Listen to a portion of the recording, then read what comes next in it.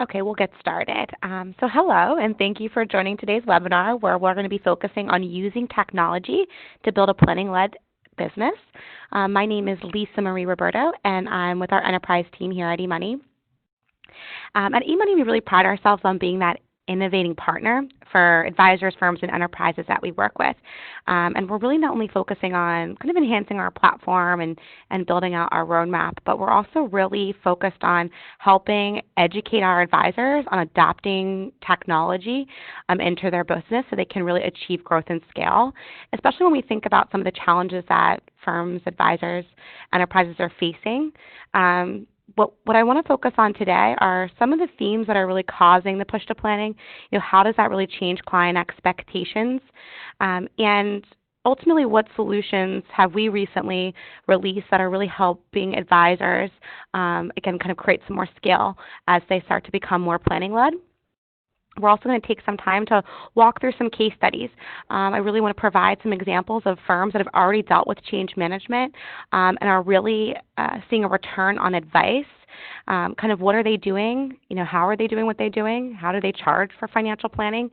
And why do we really define them as what we like to call our power planners at eMoney?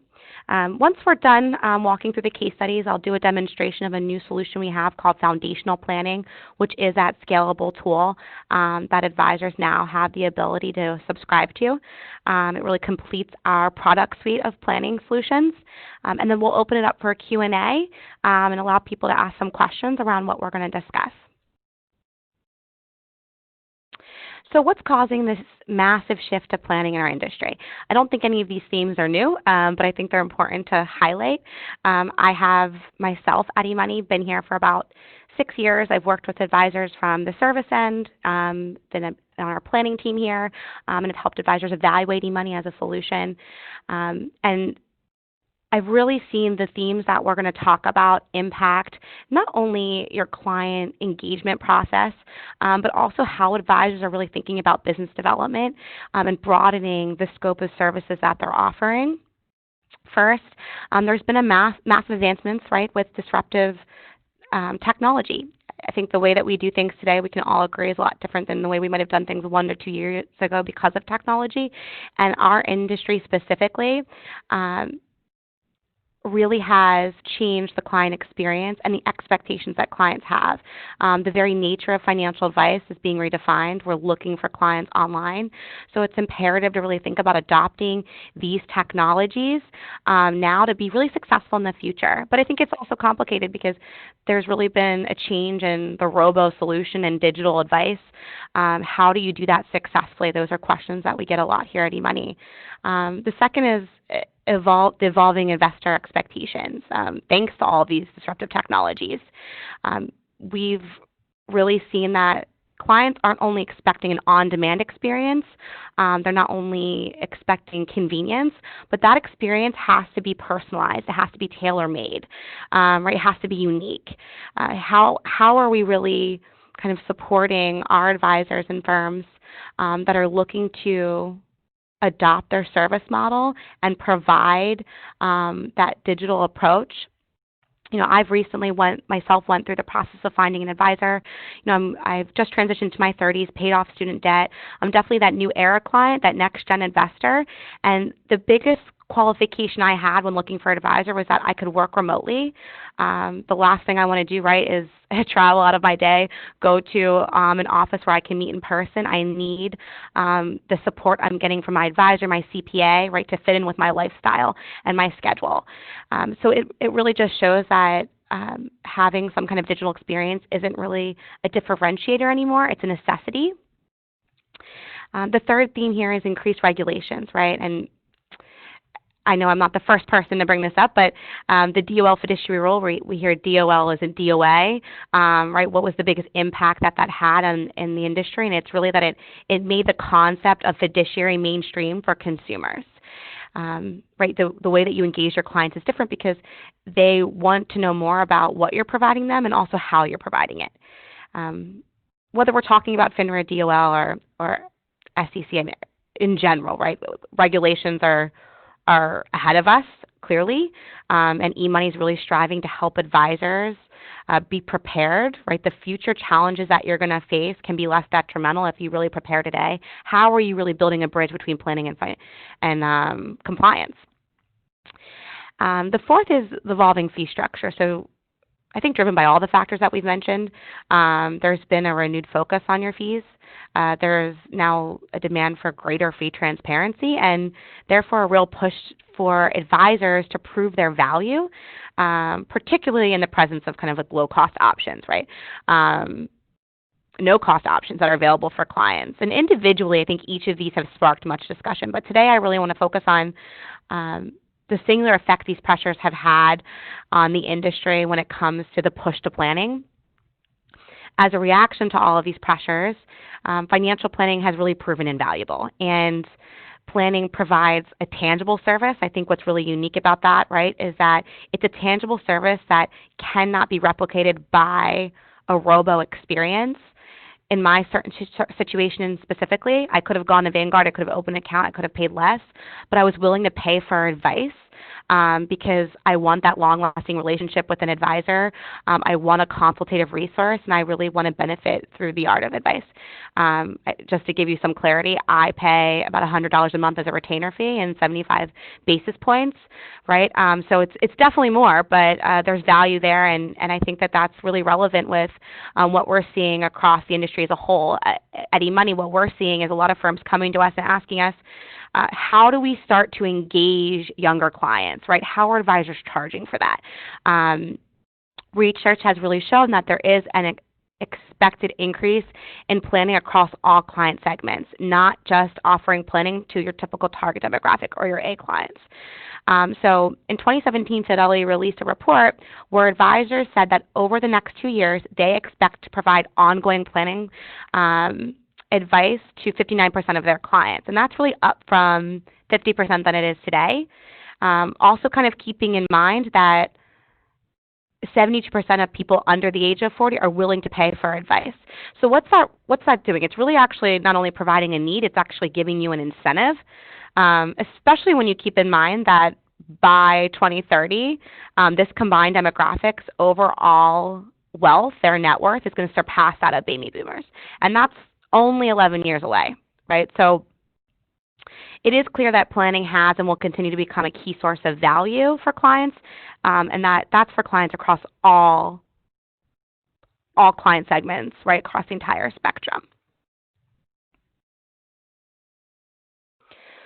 So when we think about planning and how it relates to value, I want to take some time to just talk about what we call here the advice value stack. This is a great concept that was developed by Fidelity, and it speaks to how it is we in the financial advice and kind of wealth management business can deliver value. What this value stack suggests is that if you want to provide true lasting value to your clients and investors, your firm has to move up this stack, right? At the bottom, we can see many of the tech tools. I would say many of what tech tools and advisors are kind of looking to accomplish and support. But these services are becoming commoditized, and really it's driving value in these higher order items that we see that are ultimately kind of peeling back the layers of what matters. If you go out and ask anyone what an advisor does, they're going to give you those surface level answers, right? They help me manage my assets. They provide me with information on how I can think about providing a legacy, whether that's estate planning or whether that's looking at insurance. They're helping me think about risk management there, right? How am I lowering my taxes? How am I thinking about debt payoff? And they're important, but I think ultimately what they're doing, right, is they're driving trust through the relationship. If you're really focusing more on what we see here on the higher end of this pyramid. When you think about providing advice, right, you really want to think about the pillars to advice, right? It starts off with letting the client know that you're welcoming them in the right way, right? How do you know them?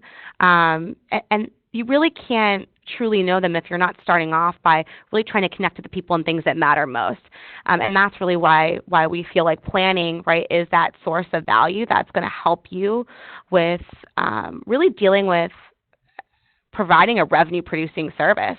While your technology purses often focus on the bottom level, what's really kind of just considered overhead typically, we think a better approach is to kind of stop looking at your technology that way and instead invest in solutions that really help propel you up this value stack. And again, the best way to do that is planning. Technology should give you a framework to help you learn more about the client, to help you build trust. And if your technology today isn't helping you open up the conversation and create more transparency, right, then how is it really ultimately creating value in the services that you're offering? Not only is planning kind of helping with increasing AUM and share of wallet and compensation, I mean, that's a great story around ROI, but planning is also kind of enabling clients to achieve their goals. And it shows that higher net worth investors with a financial plan grew their assets by 110% more than those who didn't. Ultimately, planning drastically increases client satisfaction as well. And you can see here clients with a formal financial plan are 7 times happier than those without. All right, so let's kind of re-engage what we're talking about here, right? More clients are looking to pay for advice. They see the value of it. More advisors are actually experiencing growth because they're providing financial planning. More clients are expecting that a financial plan is going to be a part of their solution. More advisors are expected to provide financial planning in the future. So what this does here is it's again kind of creating a potential incentive for advisors to make that shift and change. But there's some real challenges that I think we need to talk about. And those challenges really exist with technology, right? I'm consistently working with firms who bring up the same challenge that they face. Whether it's a larger firm who's trying to help their advisors become more planning-led, their biggest objection is like, we can't get clients to use our advisors to use the technology. And then from the same lens and the same breath, advisors are saying the same thing. We can't get our clients to use our client portal to adopt the technology that we're offering. So we're seeing that across the industry, right? Creating a financial plan has long been thought of as complex and time-consuming, with 72% of advisors stating that creating a new financial plan is long. It's a tedious process. It's taking up too much time on their day.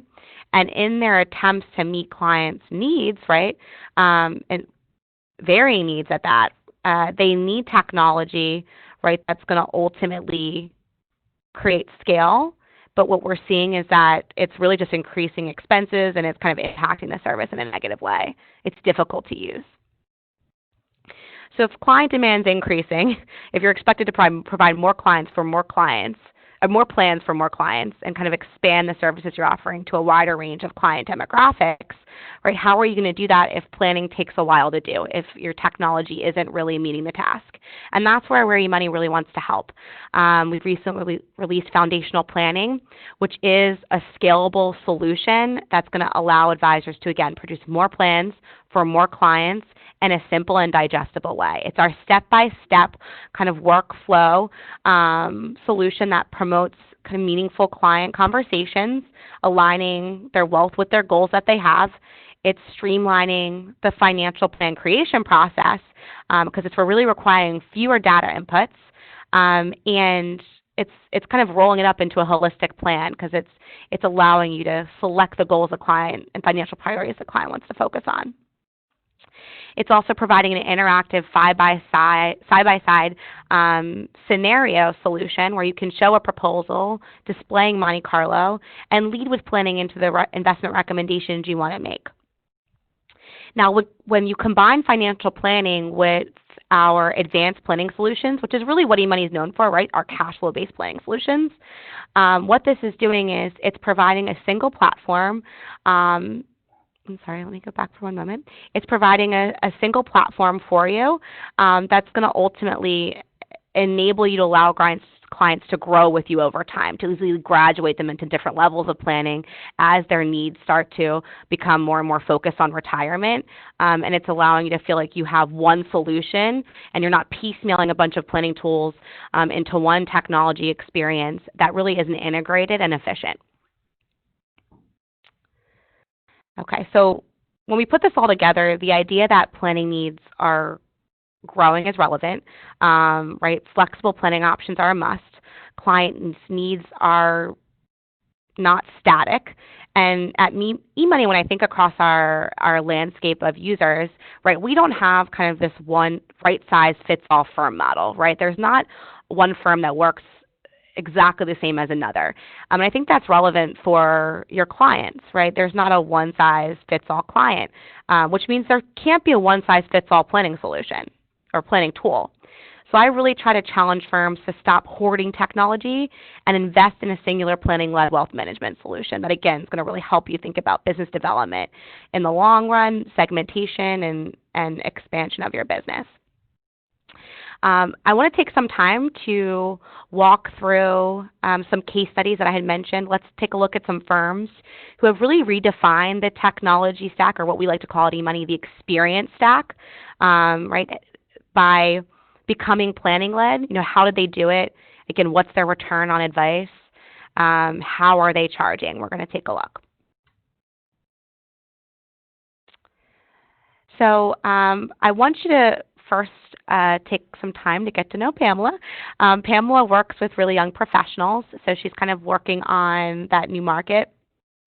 And she's primarily based in Brooklyn. And she has a great story. On her website, Pam is posing a simple question. She asks, what would you do tomorrow if you knew how to handle your money today? And that simple question is actually really like the backbone to and the core value of her business. It really allows her to connect with people emotionally. People naturally open up with her more. And what she's done really well is she's actually developed a discovery process and marketing strategy that really aligns with her target market. Her target market are young professionals, right? So with marketing, what she's done is she's kind of created an extension of her passion for planning through a podcast that she hosts. That's how she gets referrals. She's also kind of redefining her discovery process because she's identifying that young professionals, what they really love to do, what's convenient for them, is going to brunch. So that's a natural way for her to have conversational discussions where she can learn more about that prospect and ultimately better define whether or not they're going to be a good fit for the services that she offers. So here's kind of her step-by-step process. What she does is prior to the brunch, she sends out an electronic questionnaire that's actually driven by eMoney's client portal. And it's helping her, again, gauge more information about their financial priorities for her session. Her sessions are usually about an hour through brunch or through a virtual meeting.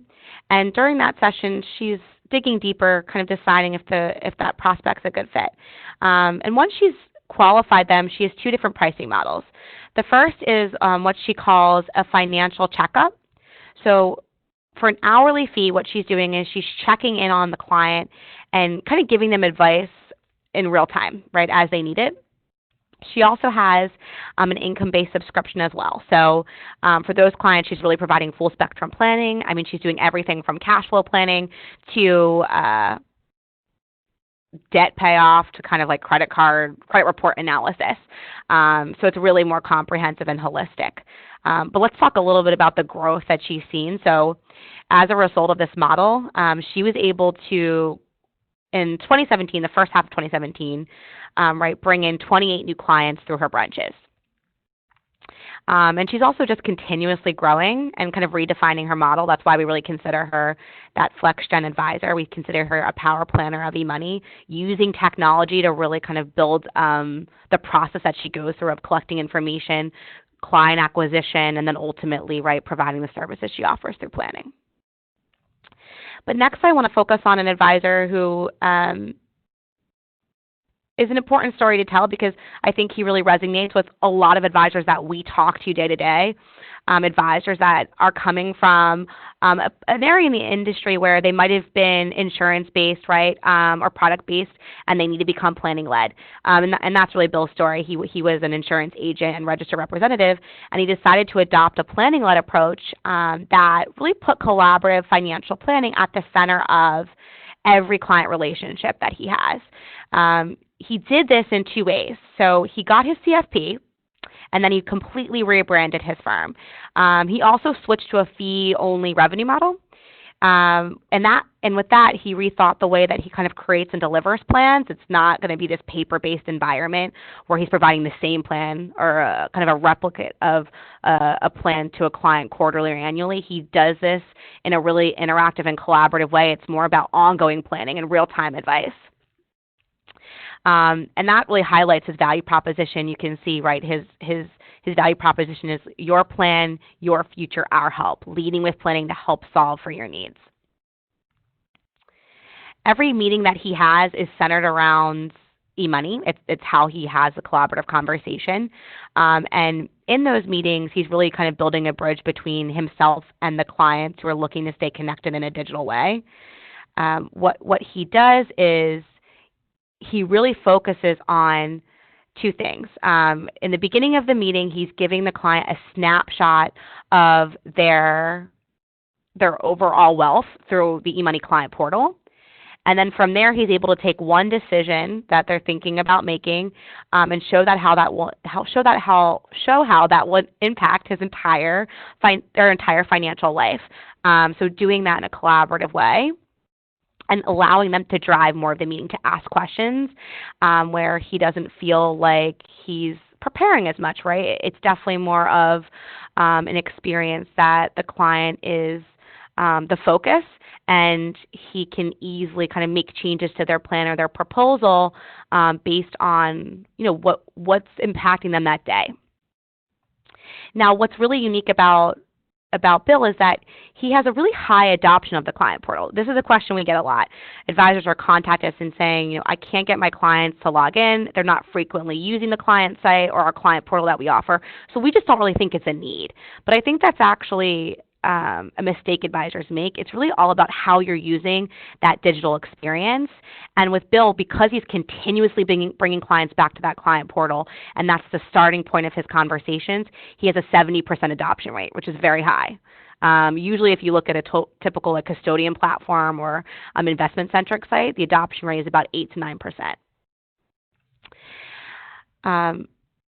Now, I think also something to mention is how he's really grown his business. By taking this approach, he has increased his fees by 200%, right? Financial planning is the central revenue-producing vehicle for him, and with that planning-centric approach, he finds it's much easier for him not to only attract clients, but really retain his clients as well. Next, I want to take a look at another advisor, David Edwards. For 15 years, David ran an individual RIA practice, and he was doing well. He was living comfortably, but he started to realize that his business was in the danger of plateauing, and he really needed to think about how he was going to grow his firm and think about the future. And he set some dramatic goals. I mean, he set a goal to grow from $65 million to $1 billion in assets under management, I think about 5 years. And to do this, he had to completely reimagine his business. He started by kind of rebuilding his experience with his technology. Again, focusing on the experience stack. Does he have the right technology kind of embedded into his process that's going to really help drive efficiencies? So he chose eMoney as his planning solution. He chose a CRM that integrates, a custodian platform that integrates, and a performance reporting tool that integrates. He also hired a team of support that would really help streamline the client acquisition process. That was really important for him. How was he going to go ahead and use the technology to help him engage, kind of onboard, right, and continuously manage prospects? On average, his firm meets with 100 prospects a month. Any of these 100 contacts could be clients, but what he does is he has a certain criteria that really narrows it down to about 5 clients that he'll actually meet with.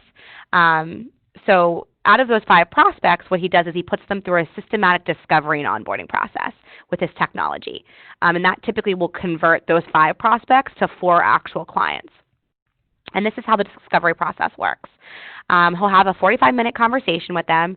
By the end of that meeting, David already has gathered basic information about that client. He's rather entering that into the system, or he's passing that off to a client specialist that he has. And within 30 minutes, that specialist is creating the family record in the CRM, which is triggering the creation of the client in eMoney, and then they're actually sending out an invitation to the eMoney client portal. David's setting an expectation. Within the next 24 hours, you're going to get an invitation to our client site. There's going to be a questionnaire that you're going to complete, and I need you to walk through that prior to our next meeting. So the client's walking through that questionnaire that's helping gather more information about their financial condition and priorities. And then at the end of that 24-hour period, David has already gathered enough information where he can present a base plan. Right? So in 24 hours, he has actually vetted out a new opportunity or prospect, entered them into his technology platform, the planning data is entered into the system, and he's ready to actually continue with a consultation. The second meeting with the client is going to be an opportunity to really double check the information that he's entered, kind of go over the key issues the client's mentioned or brings up in that session. And then he's, by the end of that meeting, developing a financial plan that's a little bit more advanced if it's a need for the client, and an investment plan and recommendation. So in the first year of making these changes, David's assets grew by 67%, and within 4 years, the team's grown by 6 people. He has now quadrupled his assets under management as well. And he really didn't stop there. I think what David did that was ahead of the curve is he built a business model around Henry clients, around those new era clients, those next-gen investors that are looking for advice. So he has an age-based minimum in place. Any client that's 35 or younger will get assigned a junior advisor, and he essentially charges them a retainer fee. He charges them $100 if they're single monthly, $200 if they're married monthly, and once they hit a certain threshold of investable assets, they'll move them into a different kind of fee model. Now, David, who was previously a one-man shop, like we mentioned, right, he was growing his assets at, I think, 5% annually prior to making this shift. Now he's growing at 30 to 40% annually. And that's, again, kind of why we really see him as a power planner of eMoney, a power user. He's embedded the technology into his process, and it's what's really helping him create efficiencies and growth around planning. Now that we've kind of walked through a few examples, I want to take some time to show you some of the features that I think are important to highlight around foundational planning, since that is that scalable tool that's going to really help complete our planning solutions and create scalable planning solutions like we've mentioned. So give me one moment.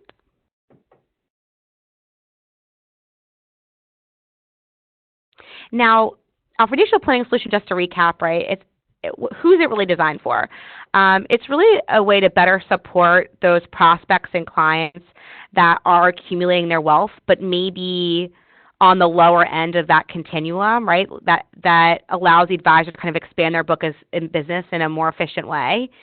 And I want to take a look at Kate and Tim Stevens. Kate and Tim Stevens are like your typical, I would say, mass affluent client. They're accumulating still. They're not quite at a stage where they're thinking about the details of retirement. They're looking for that retirement income story, but they really need to focus on making sure they're solving for retirement high level and solving for education for their kids. Now, if they were ready to talk about maybe that retirement income story, or if they were in retirement, you could easily graduate this client into our advanced planning tool right here from the drop-down menu, or when Kate and Tim are ready, we can do that. But for today, we're going to really just focus on this foundational planning tool because that's what really aligns with their story.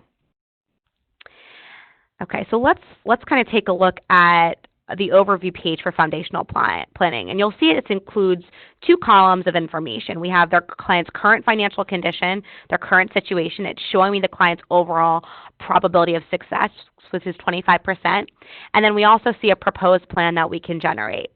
Right, that's allowing us to adjust the goals and kind of apply techniques to the client's current financial condition so that we can really show our recommendations. What's really simple about this tool is, again, it's providing you with a guided workflow. It's allowing advisors to have one guided experience where in an initial conversation with a client, right, they're able to actually go through the three stages that you typically go through in a planning process, right? Let's take some time to collect data. Let's take some time to look at the client's current financial condition, and then let's build a proposal, right? What we're trying to do is we're trying to help advisors kind of divorce themselves in thinking about how long does it take to build a plan? What if it didn't have to take you time to build a plan, right? What if you could do that in an interactive experience in a simple, digestible way in one session? That's the kind of time we want to save. So I'm going to go ahead and just highlight what the three primary categories are, again, consolidating it into a more simplified data collection process. You only really will need to talk through the profile, which is basic client information, the client's net worth, and the different goals that they want to focus on. If you are thinking about proposing an investment recommendation, we also can show some allocation comparisons as well. I'm going to go ahead and click on profile to kind of open up the data collection process for us. And the key elements that we need to focus on here are the basic information the client has rather entered for us or that we need to enter. Keep in mind, if you're utilizing our client portal, this information could already be here. But if I need, I can enter in the client's date of birth, and here we see that they are in their late 30s, right? So not quite close to retirement yet. From here, we're just identifying who their family and friends are. Already have this information in, but it's important because we're going to focus on education planning. And then what income does the client have? So Katie and Tim have already entered in the client portal their income and salary, but maybe they didn't put in a bonus, right? I want to go ahead and enter in that bonus plan that they might have available. Maybe they have a pension, right, or deferred compensation plan or income source, right? We can rental income. We can enter in those sources here if the client hasn't already done that for us. Next, we're going to go ahead and focus on their net worth. Again, this information could be aggregating in the client portal. If the client's taken the time to go ahead and go through the authentication process of entering in credentials and pulling in their accounts, we might already see things like liabilities, their 401k, their cash accounts. But you also have the ability to enter this information in within the tool as well. And then really kind of dedicate their current savings strategy. We want you to open up the discussion around this because it's going to help with that proposal that I'm going to build in a moment. From here, we're going to go ahead and click into the actual goals that we're going to focus on now that we have the client's net worth information. And you can see I have retirement, I have education, but from here I do have the ability to add in a goal if maybe the client didn't pre-build something or notify me of what they want to talk about today. For this example, I'm going to focus on retirement. There's some basic assumptions here that I know we want to solve for retirement, age 65. If the client feels like this life expectancy is a little unrealistic, we can lower that for our simulation that we're going to run. What potentially is the income they want to solve for, expense need. And once we're done there, we're just highlighting information that we've already covered with the client. There's really only 6 data points that are important, right? We need to make sure that we know their current assets. We need to make sure we know current liabilities, the savings and contributions they're making, and what's the retirement age, expenses, and Social Security need, right? Because that's really what's going to solve for retirement. That's all we're going to highlight here.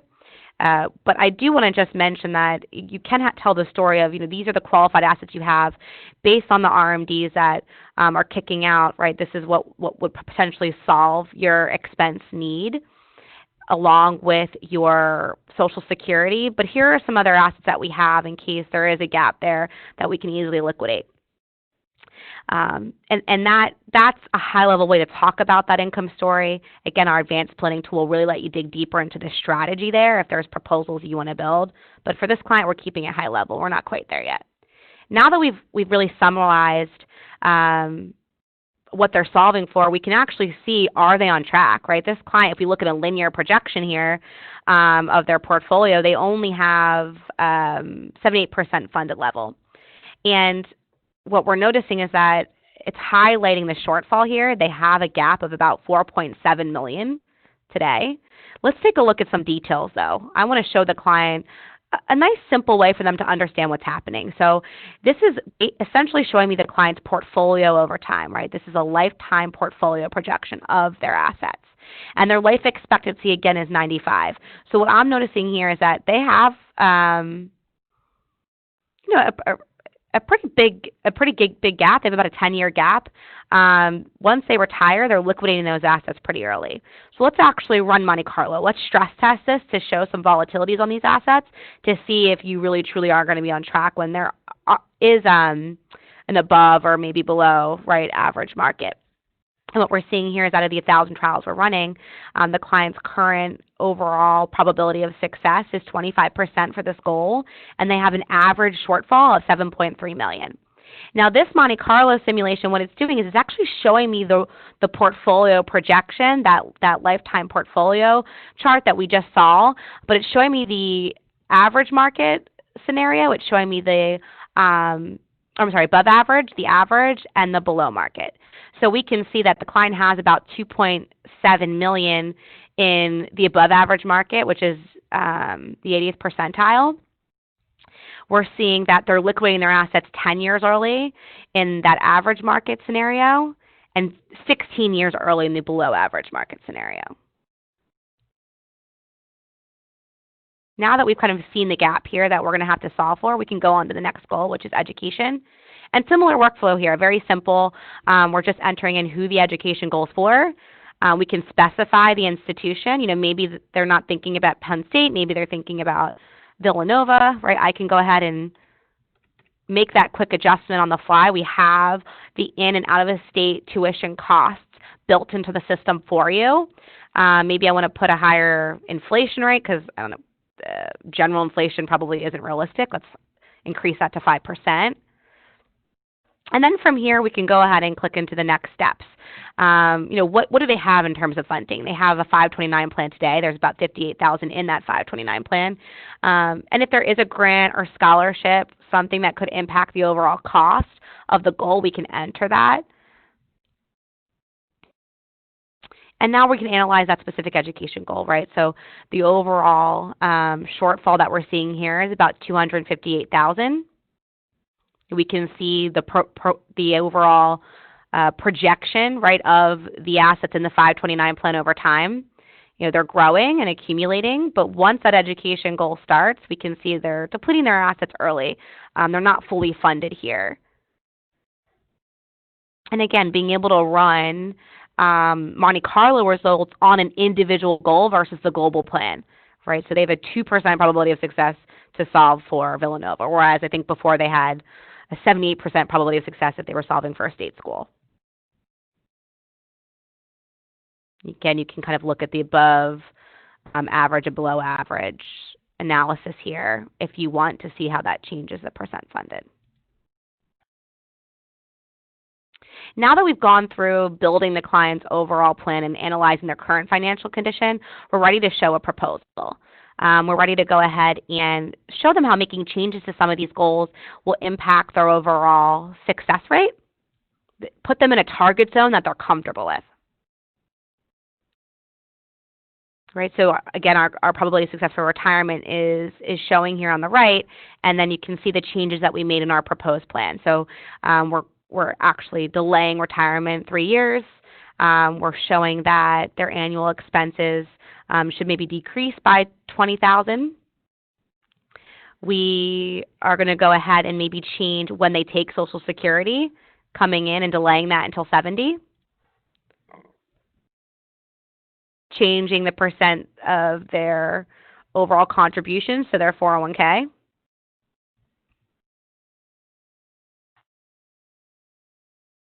And when we're ready, if this is a plan that the client wants to move forward with, we can set this as our active plan. It's a way for you to identify if you have multiple plans here that you're building, which one is actually the true plan that you're going to be executing. That's going to flow through into our presentation and deliverable, which we'll look at in a minute. If you really want to layer in some different techniques, we also have that asset allocation comparison that we can build. And this is where we can really start to show the client how if maybe they're reallocating some of their investments, they'll have more flexibility. Maybe they can retire a little bit earlier, spend a little bit more. So From here, I'm just going to go ahead and maybe model out what I want to recommend. I'm not managing this client's assets yet, so I'm just going to go ahead and propose that this year we're going to reallocate them into our proposed model. But I want the client to think about risk.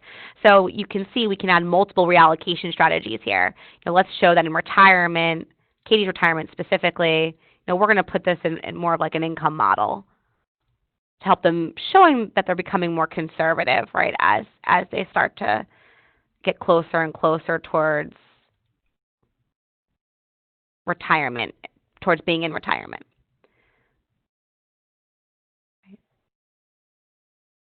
And we're going to recalculate the Monte Carlo.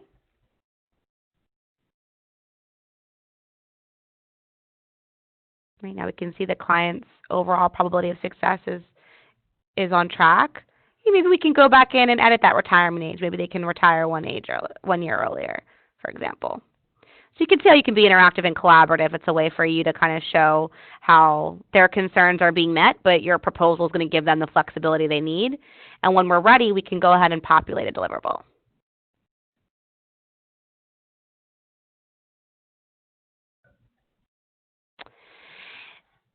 There is a deliverable that you can go ahead and propose to the client. It's a great takeaway for them if you're interactive, or if the client's not really going to be interactive, right? It's going to allow you to walk through the plan in a very digestible way. So I'm going to show you just an example of one of the reports here, like the retirement goal. What I love about this retirement report is it summarizes what we saw in one snapshot in a 1 to 2 page document. We're not having to give this client a 50-page 3-ring binder where it's complex, there's lots of data, it's overwhelming. It's really just summarizing and highlighting what we talked about, right? Here's the change in probability of success. Now we can take a look at some of the changes we're making to this goal in retirement. What's the Monte Carlo change look like in your current situation versus proposed? You could see that shortfall and gap really lowering for you. Again, kind of what does that look like when we look at a portfolio projection? Blue's where you were previously, green's where you are with that proposed recommendation.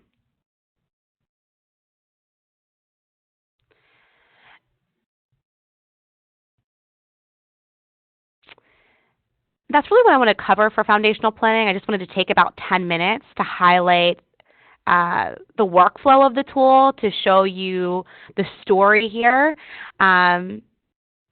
Overall, I think what we're really striving to do, right, is complete that full picture, right, that we want to provide when it comes to allowing advisors to have a planning solution that's going to broaden the scope of planning that they can offer and support the entire client life cycle. We don't want your clients to outgrow you, right? We want you to be able to easily transition those clients as their financial needs change. Most people think of eMoney through a keyhole, and really what we are is we're a wealth management platform, right? We're not just a planning tool. It's really important to think about that. We don't want you to be a one-trick pony. Really, we want you to be able to feel like you can deliver customized plan and you're not delivering the same plan over and over again, right? Arm you with a platform that allows you to grow with the client. Provide you with new tools to show your sophistication.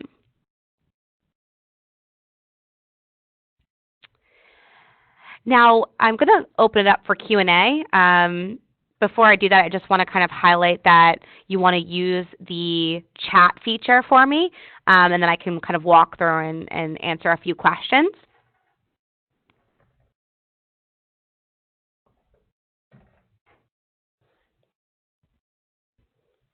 Okay, so I have some questions here.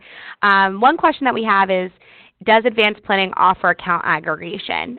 Yes, it does. So the foundational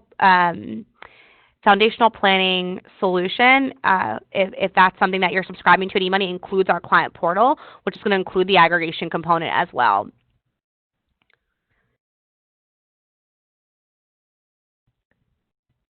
And I'm just working through this. There's some questions about, is foundational planning available for me? In the next slide, I'll actually pull it up here while we're discussing it. It gives you the contact number for our sales team. Call that contact number. They're going to be able to look at your account and let you know your options if foundational planning isn't something that you have today and you're an existing user. You do have the ability to build custom model portfolios in the system. We do have kind of predefined indices that are in the platform. You can adjust rate of return, standard deviation. You can adjust what index is assigned to a given asset class, and then what asset classes are kind of rolled up into a model portfolio. So you should be able to really kind of customize the investment assumptions we're using when we run Monte Carlo, and even that cash flow, like linear projection that we're seeing.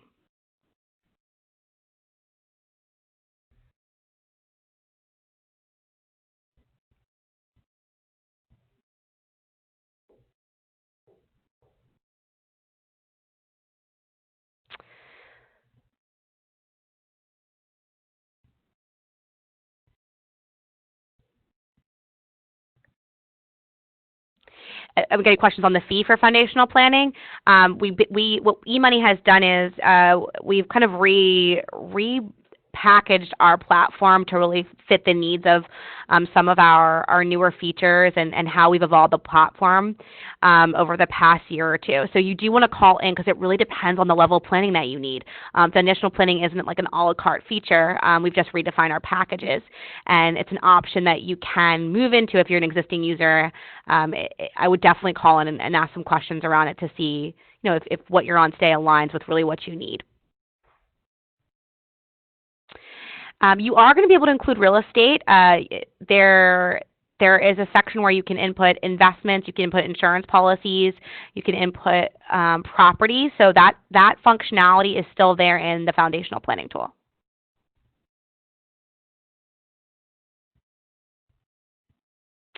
So someone asked, how far would we go? How far do I think does an advisor go before they kind of mention a fee? I can even talk from my own experience with my advisor. We talked about fees at the end of our discussion, our discovery meeting. I think that eMoney should always be kind of a bullet point in your discussion.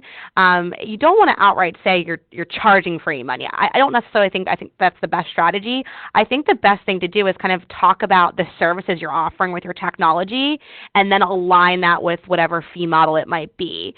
Like for me, I know that I have that client portal, account aggregation. I know I have this consultative resource. I also have some investment management going on. So I essentially don't align my fee with any one service. I kind of think about my fees as like a bundled like package subscription based on the full services I'm getting from my advisor.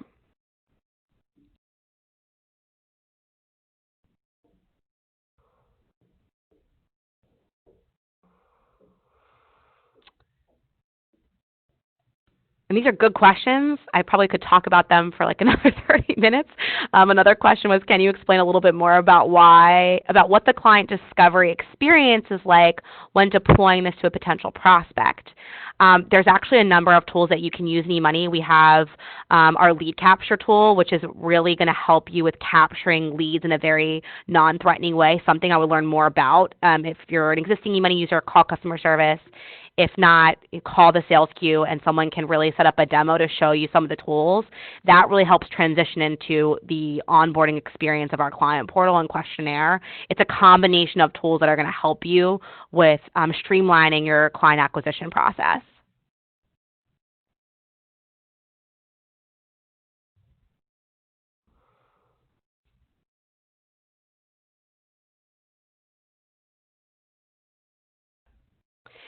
You're not able to customize the onboarding questionnaire. It has specific questions that are designed more to help collect information you need for the planning process. So it's kind of actually aligned with eMoney's data collection and entry needs.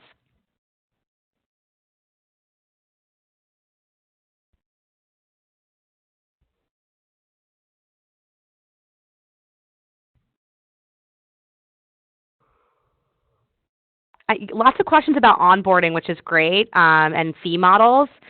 I would say, yeah, reach out to eMoney. I mean, we've worked with. I mean, I know for myself, right? I've worked with thousands of advisors, and we've heard about what works and what doesn't work. So we can definitely be a little bit more consultative and in giving you insight into what we see advisors doing, sharing more details about these case studies. Because actually, all of these case studies are available on our eMoney website. in our blog, and they actually go through a little bit more detail than what I talked about today. So I'd recommend checking them out and calling in rather the sales queue or customer service of your existing user. So CRM integrations that we have today, we have WealthBox. We also have Redtail, and then we are rolling out Salesforce.